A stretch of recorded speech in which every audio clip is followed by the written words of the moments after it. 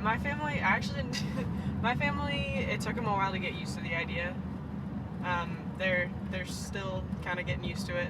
I think they realize the benefits of both ROTC and my choices to join the military, but they definitely were not on board to begin with. I went to a small all-girls school in the Philadelphia suburbs, so I was very unique in that aspect. No one really knows. I go home and no one even knows what questions to ask because they just know nothing about it. I mean, they obviously, all my friends back home support it because, I mean, who in their right mind would say they don't support the military? My name is Wesley Beck. I am a freshman at WashU and an MS1 in the ROTC program. Matthew Bryce. I'm a sophomore. I'm an architecture major. I'm Cadet Connor Yulberg. I'm an MS2 or sophomore cadet here at Washington University in St. Louis. I think if you're not exposed to the military, it's very foreign. All you see are movies, or every now and then you see something on the news. I think there's a lot of stereotypes and people jump to conclusions. So I think it's great if, I would love everyone to meet my cadets.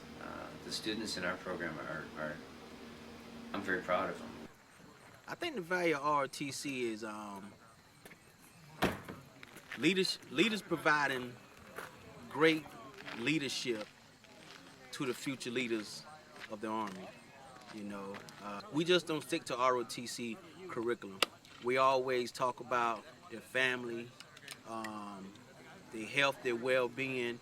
We just an all-round program where we take care of the soldier or the cadet as well as their families. My family has a long history of being in the military. I currently have an uncle in the Navy. And my family no one in my family has ever been an officer in any of the armed forces. So I thought I'd give it a try and become an officer and be the first one in my family. I've always had that passion for serving something greater than myself. I really take pride in that. Growing up, I was always curious about the service, serving my country. Every day when I do PT, when I wake up and I see the guys, it really gives me a sense of pride, and I really enjoy working with them towards that common goal of ultimately commissioning as an officer when we graduate. And I was in my sophomore year. I took a career test and it gave back 3 results. It said I was either going to be a harbor master, an attorney, or a special agent governmental services. And I obviously thought the last one sounded pretty cool.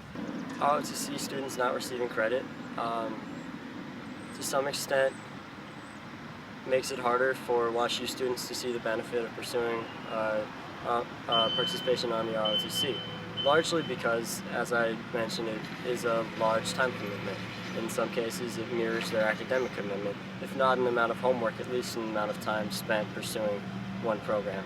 So I actually got a message from a student on my Facebook page. I have a Dean Jen Smith Facebook page, and a student sent me a message saying, could you tell me why Arts and Sciences doesn't actually give credit for ROTC courses? And I said, you know what, that's a very good question. I don't know. So I took it back to the curriculum committee, which is the body that investigates and determines policy for these sorts of things. And we agreed that we would put that on our agenda as something to discuss because it's been a really long time since we've looked at that policy.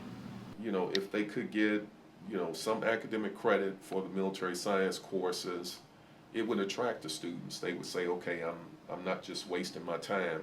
I mean, military science is a leadership training course. I would say compared to some of the business courses that are offered, military science is right in the same arena as far as the demands, the curriculum, but the students just don't get any academic credit. So I think they kind of look at it like, well, why should I take this course? Even if they're not totally interested in the military, some academic credit I think would make them at least interested in taking the class. Anti-war sentiment was very popular. There was a movement to pull academic credit from our classes, and that was successful. The war itself was highly unpopular, and on campus in particular, and the focus of the discontent was ROTC. This is the Defense Department presence on campus. This is a place where you could protest and you could shout and yell and scream at people in that way. ROTC was increasingly seen as the connecting link between the home front and the military front in Southeast Asia. Military service was, it was basically almost a necessity to make sure that our rights were defended. You know, as a symbol of patriotism, there were probably students that, although it was compulsory, they were willing to participate in the program because it was going to make them better citizens. Below these buildings here, towards what's now the Forest Park Expressway, there were Quonset huts, and ROTC was housed in those.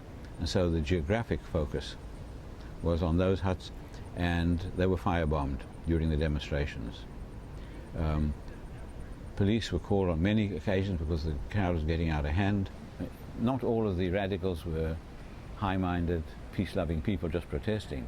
There was a degree of anger and of viciousness, I would say. Once Don't Ask, Don't Tell was repealed, I mean, most places that were banning recruiters and all of that let go of those bans. So my sense would be there's not the level of strong feeling that there used to be.